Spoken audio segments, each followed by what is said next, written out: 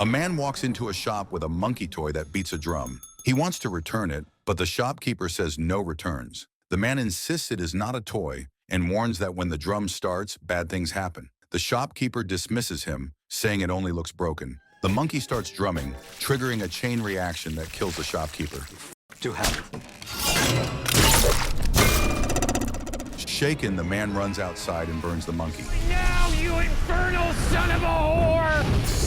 Hal Shelburne and his twin brother Bill never got along. Bill always put Hal down. Their mother raised them alone after their father left. She thought his closet was junk, but to the boys it was their only link to him. And my mom? Well, I can remember her perfectly, like it was yesterday. One day they found a box labeled "Organ Grinder Monkey, Like Life." Inside was the drum-playing monkey and a note saying to turn the key. Bill wanted to try it. Hal warned him not to, saying it was their father's. Bill mocked him and turned the key. The monkey drummed briefly, then stopped. Bill tossed it aside, calling it broken. Later, at a restaurant with their babysitter Annie, Hal saw the monkey in their car but said nothing. As the chef showed off knife tricks, the monkey began drumming again. The chef lost control, and his knife struck Annie in the neck, killing her instantly. At Annie's funeral, their mother comforted them, saying everyone dies, some peacefully, some in tragedy. At home, she played music, and they danced together to ease the pain. Oh, come on, let's go dancing. Well, it's Saturday night and I just... Hal was bullied at school. When he got home, he found the monkey in his room. Shocked, he asked his mother if she put it there, but she said no. That night, he asked the monkey if it caused Annie's death. Bill walked in, mocked him, and made him say he wanted to marry the monkey. You didn't have anything to do with my babysitter's head, right?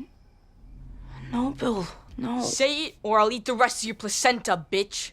The next day, Hal found the monkey in his backpack. A girl teased him in class and everyone laughed. At lunch, kids threw bananas at him. Humiliated, he went home angry and found the monkey again. He yelled at it, wished Bill dead, and turned the key. The monkey drummed. At that moment, Bill came home and saw their mother collapse and die. Oh, shit. Mommy! Hal figured out the monkey's pattern. When the key was turned, it drummed, stopped, and then someone died. It chose the victim with no reason and no mercy. They said chances of it happening were 1 in 44 million. At the funeral, Bill begged his mother to wake, but accepted she was gone. Uncle Chip told Hal that he and Ida never wanted kids, but would try their best, even if it wasn't enough. Always just kind of preferred a life where you sit down and you don't stand up again until you want to. That night, Hal took the monkey to the basement, cut into it, saw blood, and in anger chopped it to pieces. He stuffed them in a bag, believing it was over. Soon, Chip and Ida took the boys to Maine. Bill and I were never the same.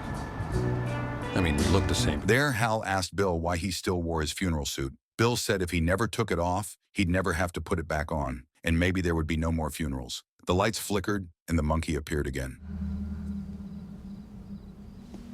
Bill asked why Hal brought it. Hal said he didn't, and that he destroyed it. Hal warned it was dangerous, but Bill wanted to test it. He turned the key and Uncle Chip dropped dead. I'm gonna try it. Bill said he didn't care, calling Chip unpleasant, and was just glad it wasn't him. The brothers locked the monkey in its box, chained it, and threw it into a well, hoping it would never return. So we hoped that we could maybe contain it. For years, the monkey seemed gone. 25 years later, Ida woke up with a gun and went downstairs. She saw a flicker in the basement, but when she turned back, the stairs collapsed. She fell into junk, earrings pierced her face, and though she pulled them out and cleaned up, she smelled gas. The stove flared, burning her face. Screaming, she ran outside, tripped on flowers, and fell onto wood that pierced her face and killed her.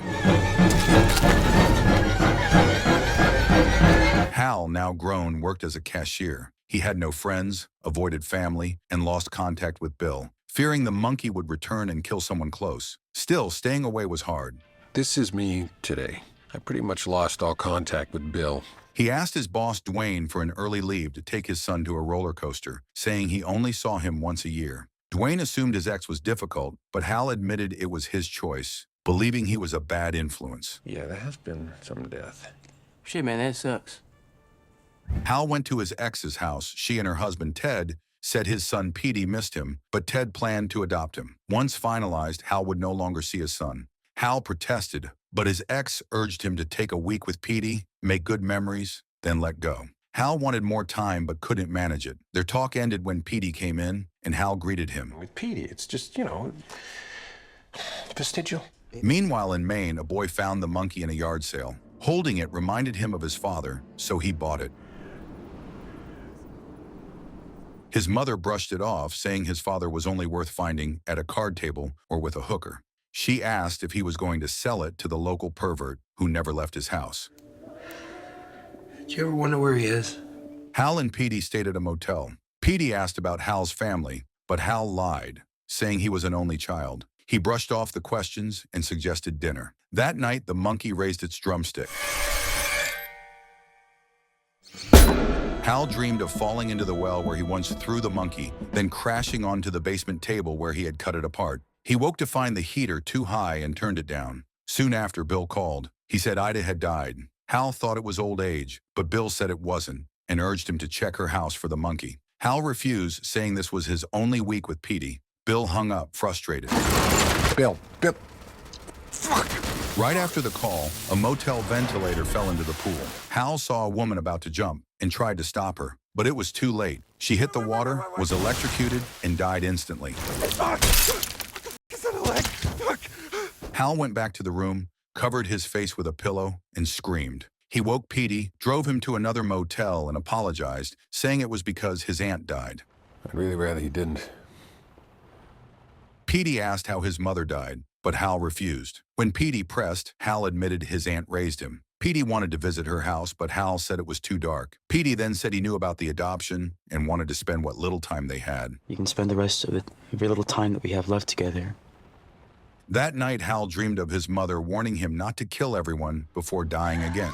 He woke in panic, saw Petey missing, then felt relief when he returned. They went to Ida's house. Hey, do me a favor, all right? Wait in the car. Hal told Petey to wait in the car, but Petey pushed to see his old room. Hal refused. Petey claimed he needed the restroom. Before Hal could answer, Barbara appeared, saying Bill told her he was coming. She spoke about Bill, and Hal introduced Petey as his son. Angry, Petey snapped he was a nobody since his father lied about his uncle, but said it was fine because Hal would only be his father for a few more days. But it's cool. He's only gonna be my dad for like a few more days anyway. Barbara showed Hal around and mentioned the strange deaths since Ida's passing, 1 to 5 people every other day. Hal asked about the closet. While Petey looked around, he found a photo of Hal and Bill and learned they were twins. You're fucking twins? Barbara tried to open the closet, but it was locked. Hal asked if Ida sold a toy monkey at her yard sale. Barbara said she didn't remember. Uneasy, Hal told her to stop, but as she opened it, a shotgun fired, killing her instantly. Covered in blood, Hal knew the monkey was back. He told the cops, who ordered him not to leave town. He refused, saying he needed time with Petey, but Petey insisted they stay. Hal sent him outside and searched for the monkey. The house phone rang. Bill was relieved Hal and Petey were alive. Hal said the monkey wasn't in the house and may have been sold at the yard sale, which explained the deaths. Bill told him to wait at the motel for his signal, then hung up. Wait, Bill, where are you? Bill, are you living in town? Hal checked the phone book and found Mrs. Monkey. He called and learned Bill had been searching, found the monkey, and was behind the deaths. Best for finding my beloved toy monkey is... Bill learned Hal had turned the key that killed their mother after they threw the monkey in the well. When he returned, the monkey was gone, but the key remained. He took it as a sign it would return. Leaving behind a sign for me. Years passed until he received a note from the monkey and began seeing it everywhere. Convinced it was coming back, he listed Mrs. Monkey in the phone book to lure it. With only one thing left to do. Eventually, he found the monkey and sought revenge. He turned the key, killing Dwayne, Hal's boss. Ricky, the boy who sold Bill the monkey, later demanded it back, saying it reminded him of his father. Bill refused. Ricky mentioned seeing Hal and Petey, giving Bill the idea that if Petey turned the key, it might kill Hal. I implored you to find the monkey, not to fall in love with it. Now fuck off. Ricky went home, put on his father's uniform, and took his gun. Yo, move shots! You got any extra bullets? Meanwhile, as Hal and Petey returned to their motel, Petey asked if Hal had ever killed anyone. Hal said no, but Petey assumed he had. Hal explained he would call his mother, tell her what happened, and she would come get him. He feared something bad might happen if Petey stayed. Feeling abandoned, Petey lashed out. Back at the motel, Hal called Bill and begged him to stop, saying innocent people were dying. Bill told him to bring Petey to turn the key, since the one who turns it doesn't die. He gave Hal an ultimatum. Either he would keep turning it, or Petey would. Then he hung up. All that matters is that Petey is safe, so stop turning it. If you want me to stop turning the key... Hal told Petey he was taking him to his mother. Petey yelled, asking why Hal had him, if he was only going to break his heart, and if he was an accident. Hal said everything is an accident. Why would you even have a kid if all you're gonna do is just keep yourself away from me? Hurt, Petey listened as Hal explained he was young and dumb, but never regretted having him. He said Petey was not a mistake, that he was glad he was here, and admitted he kept his distance to protect him. Petey asked from what? Before Hal could answer, Ricky knocked, posing as police, and forced them at gunpoint to Bill's house. Where are we? Huh?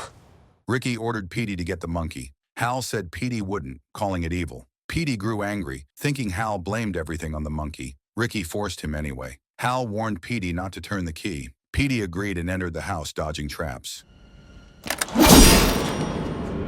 At the car, Hal realized Ricky wasn't a cop. Ricky admitted he hated cops and spoke of his missing father. Then they saw a beehive nearby. Inside, Petey found Bill with the monkey. Bill said it was his favorite toy, a gift from his grandfather, and asked Petey to fix it. Petey called it the thing destroying lives. Bill said it was just a toy, part of tradition, and told him to turn the key. Petey did. The monkey smiled and raised its drumstick. Outside, the beehive stirred. Ricky's gun went off, piercing the car. The monkey drummed. Bees swarmed through the hole into Ricky's mouth. He fired wildly, then collapsed and died as Hal screamed. Hal ran inside. Bill tried to force Petey to turn the key. Petey refused, so Bill slapped him, grabbed the monkey, and yelled at it to kill Hal. Petey slipped out and met Hal at the door. Strike the goddamn drum! The monkey threw Bill aside and drummed uncontrollably. Chaos spread, planes crashed, fires erupted, bodies fell. Hal and Petey reached the room. Hal pointed at the raised drumstick. Bill insulted him, and they fought. Bill admitted he wanted Hal dead and blamed him for their mother's death. Fuck. The drumstick's still up, Petey. Hell of dumb shit. Hal said it was no one's fault. Everyone dies. He said he was sorry about their mother, but she was his too. They made peace. Bill apologized. Hal wished they had been there for each other and asked him to join them. A chain reaction sent a bowling ball into Bill's face, killing him instantly.